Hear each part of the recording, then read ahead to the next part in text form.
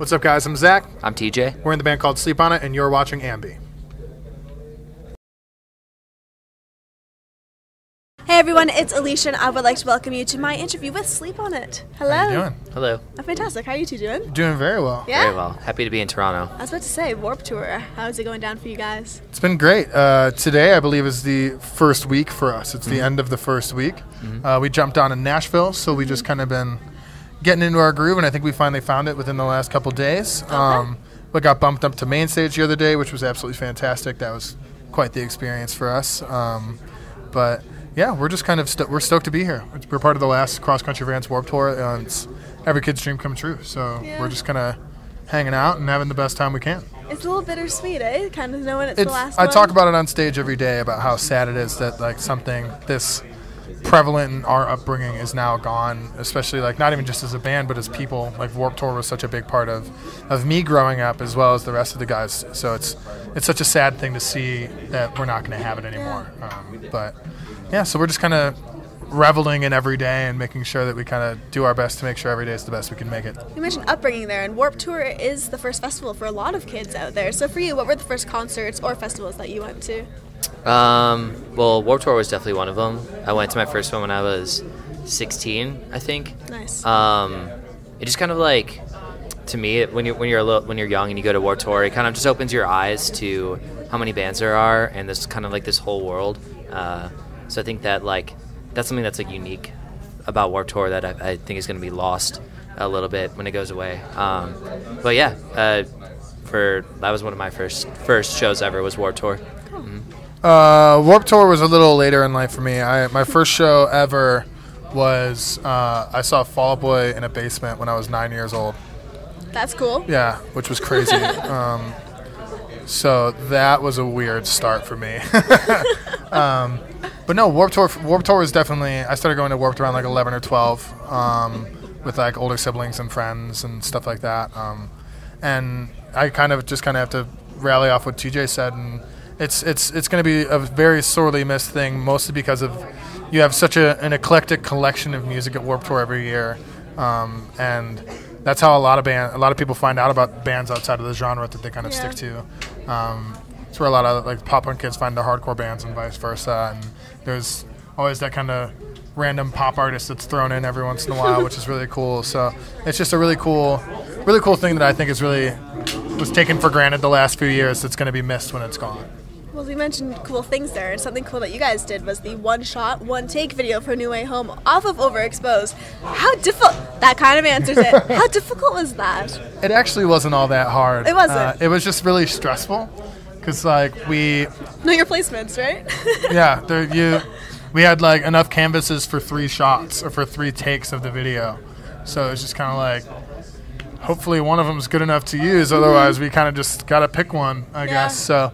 But it was really fun. It took like in total, 6-7 hours to do the whole thing? It was like 6 hours of setup and preparation and rehearsal. And like an hour of like actual filming.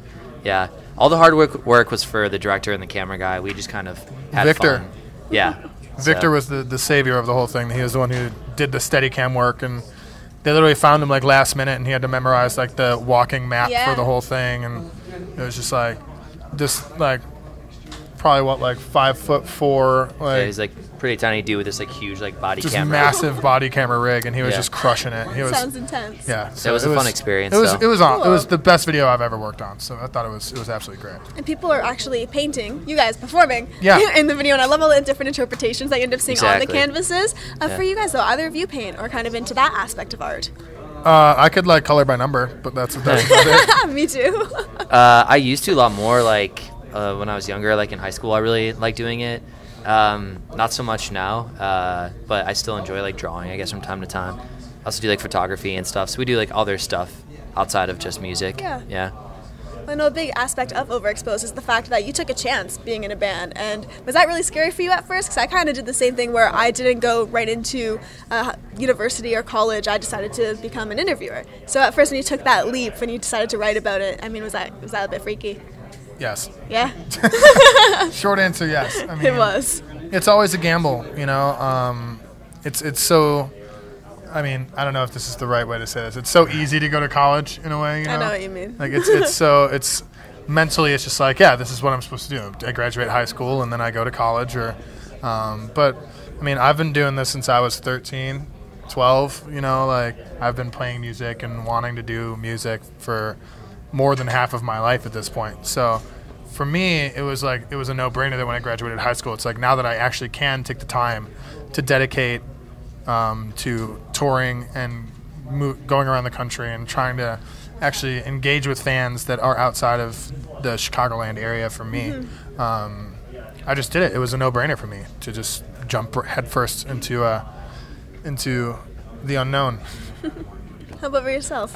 For me, I mean, I went to college and graduated. It was a little more gradual, but I have always played in bands throughout college and everything. We didn't really start touring heavily until after college. It's been a very gradual process for me. It's never been like diving head in. We all still work like full-time jobs back home. So it's just, yeah, I guess it is scary, but it's like it's always just been kind of a thing that I do. Like it's been a very gradual process for me. Well, something that I loved seeing from you guys, especially in past press photo shoots that you've done, is that you love repping other bands' shirts. Oh, yeah. So for you, when it comes to T-shirts, what are some more prized possessions when it comes to other bands? Why the deep breath? Are there too many to think of? I don't wear any of them anymore. Like I've gone that sentimental with them. They're just stored away. Yeah, like I literally have like a box at my parents' house of just like super old like Chicago band shirts, like the Audition, Spitalfield, and old Fall Out Boy T-shirts and stuff like that. That like I don't even wear anymore. Mainly they're too small now because I bought them when I was like 15, 14. Or it's just like I don't want anything to happen to them. But I have one that comes to mind. My actual first show ever was Taking Back Sunday at House of Blues in Cleveland when I was like, I don't know, 14 or whatever. But I still have the T-shirt that I bought at that show, and it's like a little small on me now, but I still like I can't get rid of that. Yeah. It's like brown and has like safari animals on it. I don't know, it's kind of weird, but I still hold on to it. And I probably 2007. Yeah. Yeah, it is. Those were the days. Oh, that's awesome. I have a TBS one too. I think I got it when I was 10, and now I wear it as like you can wear it as a crop top. Yeah, right. I think I'd have to wear it as a crop top too. They're so small now. Doesn't fit. Ted, you'd look great in a crop top. Maybe. I've never worn a crop top. Never tested it out? I think you could crush it. I'm gonna go home and put on my got one, dude. Yeah, maybe. Grab a dollskin crop. I'm gonna go home and put on my Taking Back Sunday shirt and just feel myself. Just rep it. Yeah. Well, I love on one of your interests on Facebook, and this stood out to me because it's different. All you said is driving your van in parking garages. Oh God. So is there a story there? Yes. What is it? This was a few years ago. This is actually before Zach was in the band, and we had a different singer. I've had similar experiences though. Our first tour, we were in like outside Philadelphia, this town called Westchester, and our friends were in they were basically in like an SUV.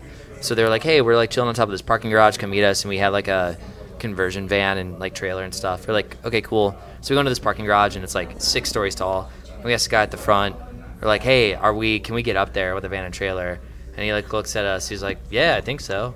We're like, cool. So we got all the way, we started going in, and like the first 2 floors were fine. And then the third one, the signs, like the ceiling just dropped like a foot. So we were about this far from the ceiling. So there were like signs hanging. So we had to like drive around these signs with a van and trailer. And this was like our first tour. And we got all the way to the top, and there was the last overpass. And I was like, oh my God, we did it. And I just hit the gas. And the last overpass was about 6 inches lower. And our van just scraped and got stuck in this like overpass on the 6th story of this parking garage. And so we put that in our Facebook like a long time ago. It's not really an interest at all. I have no interest in doing that again. I bet. But that's the story. And how did you get out? Threw it in reverse and had a couple of the guys push. Really? Yeah. And then we were able to turn around, but then we had to do the whole thing going back down, like swerving all the signs. And yeah, I needed a beer after that. I can tell it's bringing back a little bit of trauma just thinking about it. Yeah, no. A little PTSD over there. Yeah, it's rough. And you said you've had similar experiences. Yeah, I mean, just driving a 7-foot tall vehicle in a parking garage that fits 6'11" tall vehicles, or like 7'1" tall vehicle, where you have like that inch or two of clearance. Like I've had to do that a few times. And stressful. the anxiety happens immediately. Like the second that you enter the garage, it's just immediate panic attack. Like, so it's definitely not the most entertaining thing in the world. Not ideal. No, not. Well, just wrap things up. I do want to leave it with the fans. Is there anything you want to say to all of those who will be viewing? Thank you so much. Obviously, we would not be here without you. We're just so honestly, truly, and grateful for all of you, and humbled and blessed that you guys come out to all of our shows. So thank you guys so much. We'll be seeing you soon. We'll be back in the fall. Lovely. Thank you so much for Cheers. joining me today. Thank you. Thank you. It's my pleasure. And remember, to everyone viewing, visit us at Alicia2.com for all exclusive interviews and features. See ya.